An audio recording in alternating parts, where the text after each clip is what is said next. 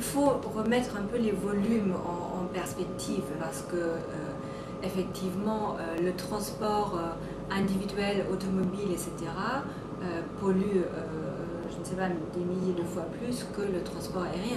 Le transport aérien, c'est un transport en commun qui, à 80%, dessert des destinations lointaines qui ne peuvent pas être atteintes par un autre moyen de transport. Donc après, on peut discuter du court courrier, du domestique, ou effectivement, en France, on a les TGV, etc. Mais on parle quand même là à 80% des destinations lointaines. Et je pense que si on parle valeur, et pourquoi j'ai cette réflexion, pour moi, moi, ce que je vois dans la discussion actuelle, effectivement, on attaque le transport aérien, mais on essaie aussi de culpabiliser un peu les consommateurs. Je pense que moi, j'ai très envie de les culpabiliser sur leur voiture et sur leur 4x4 qui bouchent les rues, etc. Surtout moi, je prends souvent le vélo ou le tram, etc.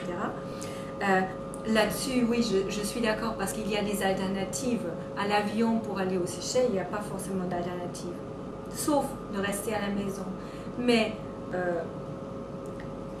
quand je vois la majorité des gens, ce sont quand même des personnes qui souvent prennent toute l'année des transports en commun, qui prennent le RER, le train, le tram, le bus, etc. et qui, une fois par an ou 2 fois par an, se permettent d'aller en Tunisie, au Maroc, peut-être aux Seychelles quand ils ont le budget pour le faire, et de leur dire ne partez plus en vacances parce que ça pollue, c'est vraiment commencer au mauvais bout. Je veux dire, la seule chose qu'il faudrait vraiment préserver, pour moi, c'est les vacances. Et à la limite, s'il faut faire, comment dire, prendre une décision et pas trier, mais voilà, je ne trouve pas le mot en français, mais s'il faut vraiment prendre une décision, vaut mieux de ne plus prendre sa voiture pendant 3 mois dans l'année pour pouvoir se payer des vacances aux Seychelles ou en Tunisie. Pour moi, c'est ça les valeurs et c'est là-dessus que je défends le consommateur. Et aujourd'hui, c'est bien, il faut que les consommateurs, ou que nous tous, dans ce qu'on fait tous les jours, dans nos gestes quotidiens, qu'on éteigne la lumière, etc. C'est ce genre de choses, c'est très très important. Mais je pense qu'il faut définir les bonnes priorités. Et là, j'ai l'impression que la discussion, elle est complètement, la discussion publique, elle est complètement en train d'aller dans la mauvaise direction. Et parfois, des gens comme Jean-François, avec toute la bonne intention qu'il a, ça peut être utilisé par des gens qui veulent s'attaquer au transport aérien ou au tourisme. Ça peut les aider à enfoncer un peu le clou. Et c'est pas bien. Il faut préserver les vacances des gens. Voilà. C'est vrai que moi, à lire la presse, j'ai l'impression que l'avion est vu comme est choisi comme un bouc émissaire, quoi. Mais c'est peut-être parce que ça fait des années que les gouvernements n'arrivent pas à raisonner l'industrie automobile. Et c'est peut-être qu'ils se disent, bon, maintenant on essaie le transport aérien, c'est peut-être plus facile. Je pense que les consommateurs français ne sont pas très différents des consommateurs allemands ou anglais.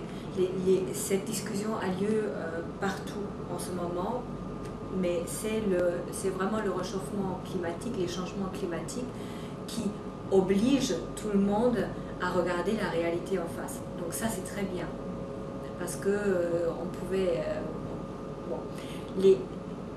on essaye, mais ça nous pousse à réfléchir tous en tant qu'individus, en tant que chef d'entreprise. Mais ensuite, entre la compréhension et qu'on est d'accord et il faut faire quelque chose, etc. et vraiment éteindre la veille tous les soirs de sa télé, il y a un pas comme ça. Donc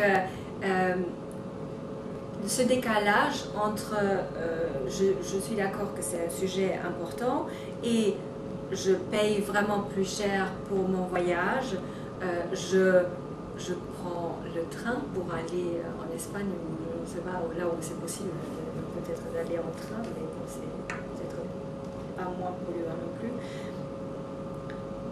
Entre les paroles et les actes, ce décalage, il existe partout et je pense que c'est tout à fait normal quand un nouveau sujet, quand un nouveau défi arrive. C'est une évolution naturelle et il y aura toujours des gens, en ce moment il y a des livres qui sortent sur le fait que le réchauffement climatique, ça avait déjà eu lieu au Moyen-Âge, c'est pas grave, donc on a qu'à rien faire, ça va se résoudre tout seul. Donc, tout ça existe, ces opinions. Mais petit à petit, entre les gens qui finalement passent à l'acte et payent, même pour se donner bonne conscience, c'est au début on paye 5 € peut-être pour un projet, etc. Ça va rentrer dans les mœurs, il faut qu'on en parle tout le temps, il faut qu'on en discute, etc. Et le décalage entre les actes et les paroles vont se réduire. Mais il faut des décisions, des gouvernements. On peut faire plein de choses très simples déjà aujourd'hui à faire, où on peut déjà améliorer notre relation avec l'environnement. Mais ce décalage va se réduire, mais il faut, c'est un processus de discussion, etc.